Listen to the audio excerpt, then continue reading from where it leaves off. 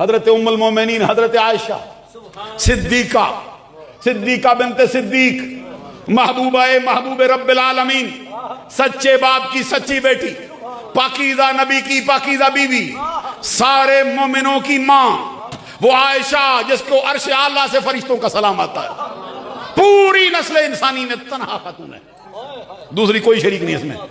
پوری نسل انسانی میں زمانہ آدم سے لے کر قیامت تک صرف ایک خاتون آئی ہے جس پر الزام لگنے والے کو دور کرنے کے لیے رب نے بندوں کو تکلیف نہیں دی ہے، اپنی قدرت کو گواہ بنا کر زمانے کے سامنے رکھا۔ حضرت مریم پر تہمت لگی ہے، عیسیٰ کو بولنے کا حکم دیا، حضرت یوسف پہ تہمت لگی، چھوٹے بچے بولے، اور حضرت عائشہ کی باری آئی، رب ذوالجلال نے خود گواہی دی، یہ عائشہ صدیقہ ہے۔ اور پھر سرکار کی بارگاہ میں بھی ان کو جو قدر ملتی ہے بارگاہ رسالت سے، اس کا حال کیا ہے؟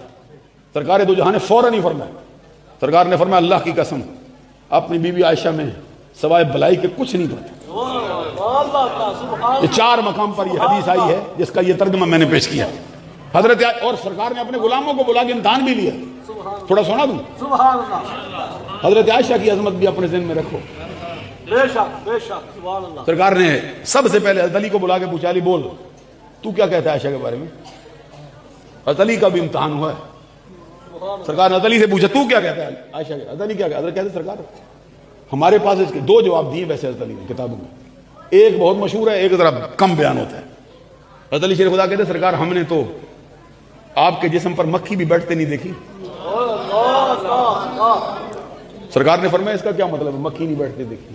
کہتے سرکار اس کا مطلب یہ ہے کہ مکھی گندگی پہ بیٹھتی ہے، تو رب کو گوارا نہیں کہ گندگی پہ بیٹھنے والی مکھی آپ کے بدن پہ بیٹھے، تو وہ رب جو مکھی کا بیٹھنا گوارا نہ کرے وہ آپ کے نکاح میں ناپاک بیوی کیسے برداشت کر سکتا ہے؟ میرے آپ کی سبحان اللہ نے مجھے پتا نہیں دیا۔ حضرت علی شیر خدا کا استدلال ہے، کہتے مکھی نہیں بیٹھتی ہے سرکار، تو وہ رب آپ کے نکاح میں ناپاک بیوی کیسے برداشت کرے؟ حضرت علی شیر خدا کے سرکار نے عثمان کو بلایا، عثمان غنی سے پوچھا عثمان تو بول۔ عثمان غنی کہتے سرکار ہم نے تو آپ کے بدن کا سایہ بھی زمین پر پڑتے نہیں دیکھا، بدن کا سایہ بھی زمین پر پڑتے، کیا مطلب ہے؟ اور میں کہیں کسی ناپاک آدمی کا قدم آپ کے سائے پہ نہ آ جائے، وہ رب جو سایہ گوارا نہ کرے کہ ناپاک آدمی کا قدم آپ کا سائے پہ نہ پڑ جائے، وہ ناپاک بیویاں کیسے برداشت کر سکتا؟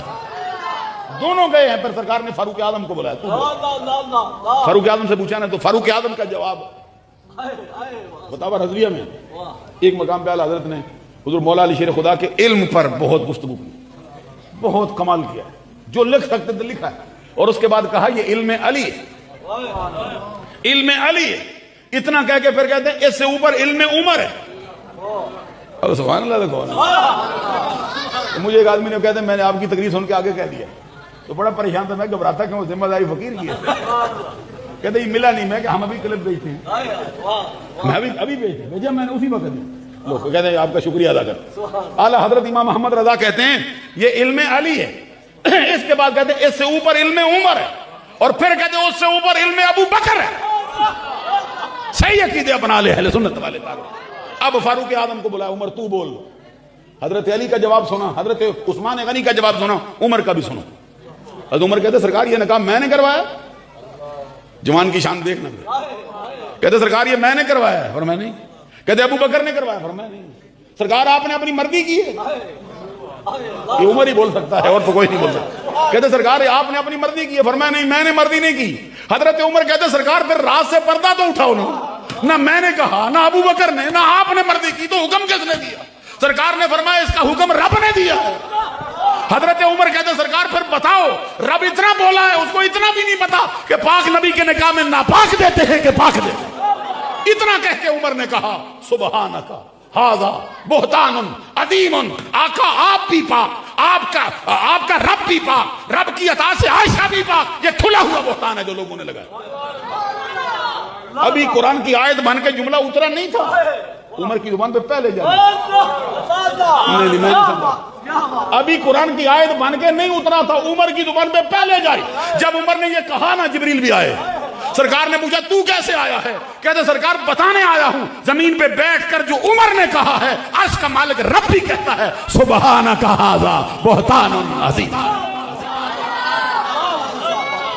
तीनों की बातें हो गई ना, अब अगले की भी सुन। तू नहीं बर्दाश्त कर सकता। अबू बकर और शे है, अबू बकर सिद्दीक और शे है। सरकार ने फिर अबू बकर को भी बुला लिया। अली राय दे सकते हैं, उस्मान राय दे सकते हैं, फारूक आजम राय दे सकते हैं, बड़ी बुलंदो बाला हस्तियां राय दे गई। अबू बकर को बोला, तू बोल।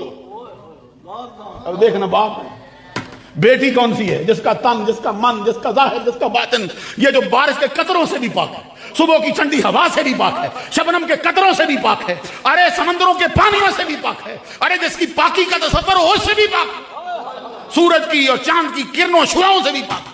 हजरत अबू बकर को बुला के फरमाया, तू बोल। आगे से फिर देखो अबू बकर कहते हैं। हमारा पीर कहता है इस धरती पर बड़े बड़े पीर आए हैं, बड़े बड़े मुरीद आए हैं, अबू बकर जैसा मुरीद नहीं आया, मुस्तफा जैसा पीर नहीं आया। सबसे आला पीर मुस्तफा है, सबसे आला मुरीद अबू बकर सिद्दीक है। सरकार ने पूछा, अबू बकर बोल क्या कहते हैं? हजरत अबू बकर सिद्दीक कहते, मैं क्या कहूं, मैं तो वही कहूंगा जो तू कहे। हजरत अबू बकर से पूछा, तू क्या कहता है? कहता मैं कुछ नहीं कहता। पर मैं तू क्या कहता? कहता सरकार जो आप कहें, क्योंकि मैं आयशा का नहीं हूं, मैं मुस्तफा का हूं। जो मेरा मुस्तफा फैसला करे मेरा फैसला वही। मैं नहीं समझा सकता हूं। अब अबू बकर कोई और है। अबू बकर सिद्दीक ने इसमें बात कहते सरकार मैं नहीं कहता, और मैं तू भी कहना। कहते नहीं क्यों? पर मैं जो आप कहेंगे मैं वही कहूंगा। मैं ना दूसरी राय रखता हूं ना मैं दूसरा नजरिया रखता हूं। ये अबू बकर का हौसला है, किसी और का।